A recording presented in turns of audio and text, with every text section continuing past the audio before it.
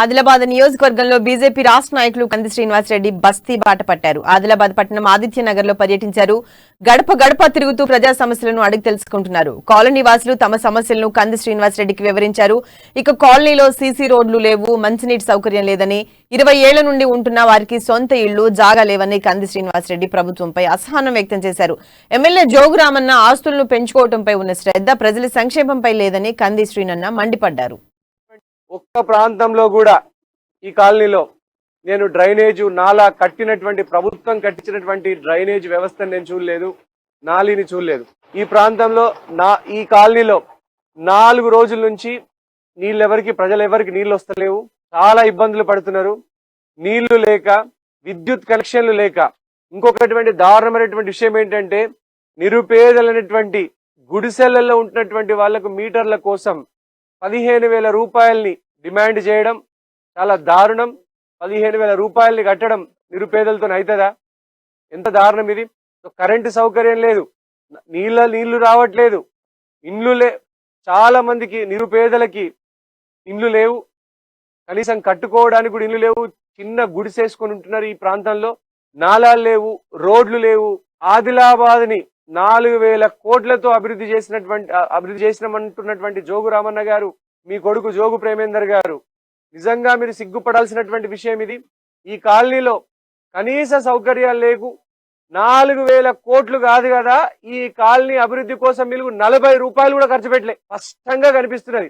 కనీసం నేను ఈ కాలనీలో ఒక రక్షిత మంచినీటి పథకం కూడా చూడలేదు. ప్రజలు ఎంత నీళ్ల కోసం ఇబ్బంది పడుతున్నారు.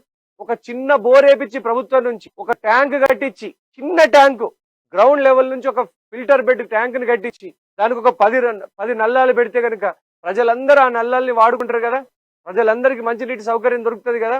అనేక రకాలు ప్రజలు బోర్లు ఉన్న వాళ్ళ దగ్గర నీళ్ళని పోయి అడుక్కుంటున్నారు.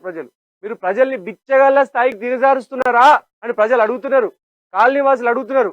సరే, ఎమ్మెల్యే జోగు రామన్న ఆయన కొడుకు జోగు ప్రేమేందర్ కలిసి ప్రజల్ని బిచ్చగాళ్ళ స్థాయికి దిగజారుతున్నారని ప్రజలే అంటున్నారు మాతో. ఎందుకు? బోర్లు ఉన్న వాళ్ళని నీళ్లు అడుక్కుంటున్నాం సార్, మేము మా కర్మ గిట్లా కాలింది, ఒక చిన్న రక్షిత మంచినీటి పథకం కూడా లేదు, మా కర్మ ఇట్లుందని ప్రజలు అనుకుంటున్నారు. ఆదిలాబాద్ ప్రజలు ఒక ప్రాంతంలో ఒక 65 ఏళ్ళు జిల్లా రాజధానిగా, జిల్లా హెడ్ క్వార్టర్స్ ఉన్నటువంటి ఆదిలాబాద్ పట్టణం పరిస్థితి ఇట్లా ఉంటే ఇంకా పల్లెటూర్లు ఎంత దారుణంగా ఉన్నాయో ప్రజలందరూ తెలుసుకోవచ్చు, ప్రజలందరూ ఊహించుకోవచ్చు. పల్లెటూర్లు ఇంకెంత దారుణంగా ఉన్నాయో. ఇవన్నీ కూడా జోగు రామన్న పాపాలే. 14 సంవత్సరాల నుంచి ఈ ఆదిత్యనగర్ ని, ఆ తర్వాత 12వ వార్డు వెనకబడేసింది ముమ్మాడికి జోగు రామన్న గారే, జోగు రామన్న మనుషులే. 14 సంవత్సరాల నుంచి ఉన్నటువంటి ఎమ్మెల్యేకు సోయి లేదా? నీళ్ల సౌకర్యం ఇవ్వాలని తెలియదా? ఆయనకి కరెంటు ఇవ్వాలని తెలియదా? నీళ్ల సౌకర్యం ఇవ్వాలని తెలియదా? ఈ ప్రాంతంలో ఉన్నటువంటి నిరుపేదలకు ఇల్లు కట్టేయాలని తెలియదా? ఈ ప్రాంతంలో సీసీ రోడ్డు 2 గంటల నుంచి తిరుగుతున్నా ఒక సీసీ రోడ్ ఎక్కడ దొరుకుతుందో అని ఇంతవరకు ఈ ఆదిత్యనగర్ లో ఒక సీసీ రోడ్డు కనిపెట్టలేకపోయినాం జోగు రామన్న. అది మీ దెబ్బ అంటే. జోగు రామన్న దెబ్బ అంటే ప్రజలందరూ అబ్బా అంటున్నారు. జోగు రామన్న కొడుకు దెబ్బ అంటే ప్రజలందరూ అబ్బా అంటున్నారు. ఇది మీ దెబ్బ. భూతద్దం వెతికినా కూడా సీసీ రోడ్డు కనిపించలేదు మాకు ఆదిత్యనగర్ లా. భూతద్దం పెట్టి వెతికినాం మేము జోగు రామన్న గారు. చూపెట్టండి సీసీ రోడ్డు. సిగ్గు లేదు మీకు జోగు రామన్న గారు, సిగ్గు లేదు మీకు. ఏం అభివృద్ధి చేసిండ్రు? ప్రజల ఉసురు పోసుకుంటున్నారు మీరు. ప్రజల పాపం కలుగుతుంది మీకు, ప్రజల లత్త కలుగుతుంది మీకు. జోగు రామన్న గారు ప్రజల్ని ఆరిపోసుకొని రాక్షస పాలన చేస్తున్నారు.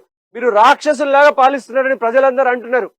14 సంవత్సరాల నుంచి ఎమ్మెల్యేగా ఉన్నటువంటి మీరు ఒక్క అభివృద్ధి పని చేయకుండా మొద్దు నిద్రపోయి ఇంకా ఉల్టా చోర్ కొత్వాల్కో డాంటే అని దొంగనే పోలీసుని కొట్టినట్టు 4,000 కోట్లతో అభివృద్ధి చేసినామని చెప్పుకుంటావా? సిగ్గున్నదా జోగు రామన్న గారు? 40 రూపాయలు ఖర్చు పెట్టలేదు, 4,000 కోట్లతో చేసిన అభివృద్ధి అంటావా? మీ పాలనకి ప్రజలు గోరి కట్టడానికి ఉన్నారు. ఈసారి మిమ్మల్ని ఎలక్షన్ లో బండకెచ్చి కొట్టడానికి సిద్ధంగా ఉన్నారు.